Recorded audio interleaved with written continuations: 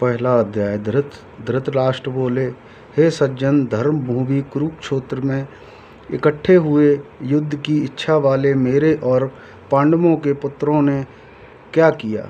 इस पर संजय बोले, उस समय राजा दुर्योधन ने व्यूहरचना युक्त पांडवों की सेना को देखकर और द्रोणाचार्य के पास जाकर यह वचन कहा, हे आचार्य, आपके बुद्धिमान शिष्य द्रुपद पुत्र धृतराष्ट्र द्वारा व्यवहारकार खड़ी की हुई पांडवों की इस बड़ी भारी सेना को देखिए। इस पर सेना के बड़े बड़े धनुष बाणों युद्ध में भीम और अर्जुन के समान बहुत से शूरवीर हैं, जैसे सात्विक और विराट तथा महारथी राजा द्रुपद और धृष्टकेतु चेकितान तथा बलवान काशीराज पुरुजित कुंती भोज और मनुष्यों में श्रेष्ठ शैव्य और पराक्रमी योद्धावन तथा बलवान उत्तमौजा सुभद्रा पुत्र अभिमन्यु और द्रौपदी के 5 पुत्र, ये सभी महारथी हैं। हे ब्राह्मण श्रेष्ठ, हमारे पक्ष में भी जो प्रधान हैं उनको आप समझ लीजिए। आपके जानने के लिए मेरी सेना के जो सेनापति हैं उनको कहता हूँ।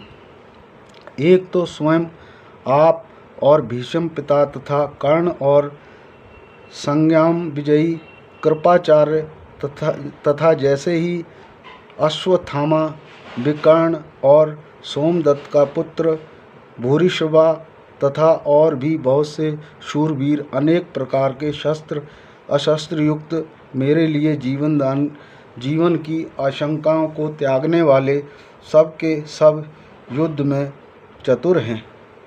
भीष्म पितामह द्वारा रक्षित हमारी वह सेना सब प्रकार से अजेय है और भीम द्वारा रक्षित इन लोकों की यह सेना जीतने में सुगम है। इसलिए सब मोर्चे पर अपनी अपनी जगह स्थित रहते हुए आप लोग सब के सब ही निसंदेह भीष्म पितामह की ही सब ओर से रक्षा करें। इस प्रकार द्रोणाचार्य से कहते हुए दुर्योधन के वचनों को सुनकर कौरवों में युद्ध बड़े बड़े प्रतापी पितामह भीष्म ने उस दुर्योधन के हृदय में हर्ष उत्पन्न करते हुए उच्च स्वर में सिंह की नाद के समान गर्जना कर शंख बजाया। इसके उपरांत शंख और लंगारे तथा ढोल मृदंग और नरसिंहादि बाजे एक साथ ही बजे। उनका यह शब्द बड़ा भयंकर हुआ। उसके उपरांत सफ़ेद घोड़े से युक्त उत्तम रथ में बैठे हुए श्री कृष्ण महाराज और अर्जुन भी अलौकिक शंख बजाए। उनमें श्री कृष्ण महाराज ने पांडवजन नामक शंख और अर्जुन ने देवदत्त नामक शंख बजाया। भयानक कर्म वाले भीमसेन ने पौंड्य नामक महाशंख बजाया। कुंती पुत्र राजा युधिष्ठिर ने अनंत विजय नामक शंख और नकुल तथा सहदेव ने सुबोध और मणिक पुष्प नाम वाले शंख बजाए। श्रेष्ठ धनुष वाले काशीराज और महारथी शिखंडी और धृतराष्ट्र तथा राजा विराट और अजय सात्यक तथा राजा द्रुपद और द्रौपदी के 5 पुत्र और बड़ी भुजा वाले सुभद्रा पुत्र अभिमन्यु, इन सब ने राजन अलग अलग शंख बजाए। और उस भयानक शब्द ने आकाश और पृथ्वी को शब्दान्मय करते हुए धृतराष्ट्र पुत्रों के हृदय विदीर्ण कर दिए।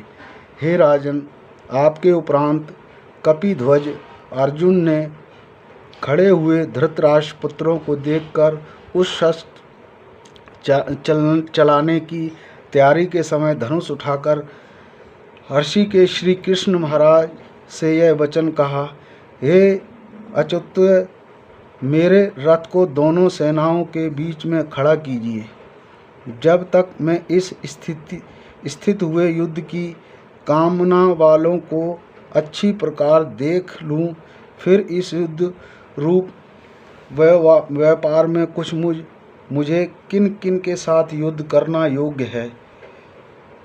द्रौपदी दुर्योधन का युद्ध में कल्याण चाहने वाले जो ये राजा लोग इस सेना में आए हैं, उन युद्ध करने वालों को मैं देखूंगा। संजय बोले, हे धृतराष्ट्र, अर्जुन द्वारा इस प्रकार कहे हुए महाराज श्री कृष्णचंद्र जी ने दोनों सेनाओं के बीच में भीष्म और द्रोणाचार्य के सामने और संपूर्ण राजाओं के सामने उत्तम रथ को खड़ा करके ऐसे कहा, हे पार्थ, इन इकट्ठे हुए कौरवों को देख। इनके उपरांत प्रथापुत्र अर्जुन ने उन दोनों ही सेनाओं में स्थित हुए पिता के भाइयों को, पितामह को, आचार्यों को, मामों को, भाइयों को, पुत्रों को, पैत्रों को तथा मित्रों को, ससुरों को और हृदयों को भी देखा। इस प्रकार उन खड़े हुए संपूर्ण बंधुओं को देखकर वे अत्यंत करुणा से युक्त हुए। कुंती पुत्र अर्जुन शोक करते हुए बोले, हे कृष्ण, इस युद्ध की इच्छा वाले खड़े हुए सज्जन समुदाय को देखकर मेरे अंग स्थिर हुए जाते हैं और मुख भी सूखा जाता है और मेरे शरीर कंप तथा रोमांच होता है तथा हाथ से गांडीव धनुष गिरता है और त्वचा भी बहुत जलती है तथा मेरा मन भ्रमित सा हो रहा है। इसलिए मैं खड़ा रहने को भी, हे केशव, लक्षणों को भी विपरीत ही देखता हूँ तथा युद्ध में अपने कुल को मारकर कल्याण भी नहीं देखता। हे कृष्ण, मैं विजय नहीं चाहता, राज्य तथा सुखों को भी नहीं चाहता।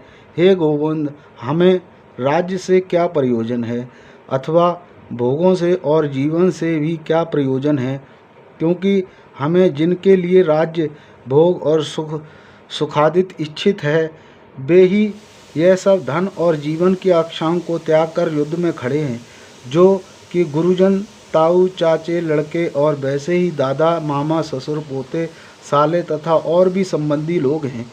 इसलिए हे मधुसूदन, मुझे मारने पर ही अथवा 3 लोक के राज्यों के लिए भी मैं इस सब को मारना नहीं चाहता। फिर पृथ्वी के लिए तो कहना ही क्या है। हे जनार्दन, धृतराष्ट्र के पुत्रों को मारकर भी हमें क्या प्रसन्नता होगी। इस ताइपियों को मारकर तो हमें पाप ही लगेगा। इसमें हे माधव, अपने बांधव धृतराष्ट्र के पुत्रों को मारने के लिए हम योग्य नहीं हैं, क्योंकि अपने कुटुंब को मारकर हम कैसे सुखी हुए।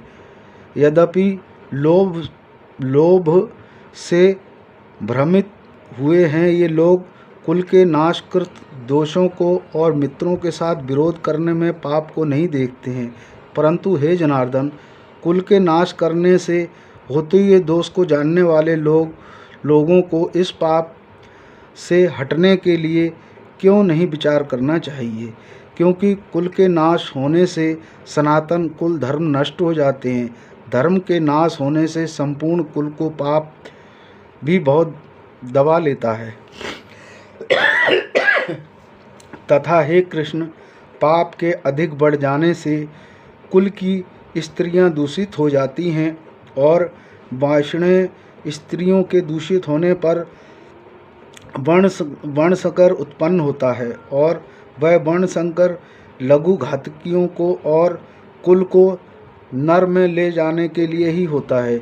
लेप हुई पिंडी और जल की क्रिया वाले इनके पितर लोग भी गिर जाते हैं और इस वर्ण संकरण दोषों में कुल घातियों के सनातन कुल धर्म और जाति धर्म नष्ट हो जाते हैं। तथा हे जनार्दन, नष्ट हुए कुल धर्म वाले मनुष्यों का अनंत काल तक नरक में वास होता है, ऐसा हमने सुना है। अहो शोक है कि हम लोग बुद्धिमान होकर भी महान पाप करने को तैयार हुए हैं, जो कि राज्य और सुख के लोभ से अपने कुल को मारने के लिए उद्यत हुए हैं। यदि मुझ शस्त्र रहित न सामना करने वालों को शस्त्रधारी धृतराष्ट्र के पुत्र रण में मारे तो वह मारना भी मेरे लिए अति कल्याणकारक होगा। सज्जन बोले, रणभूमि शोक में उग्रित मन वाले अर्जुन इस प्रकार कहकर बाण सहित धनुष को त्याग कर रथ के पिछले भाग में बैठ गए हैं।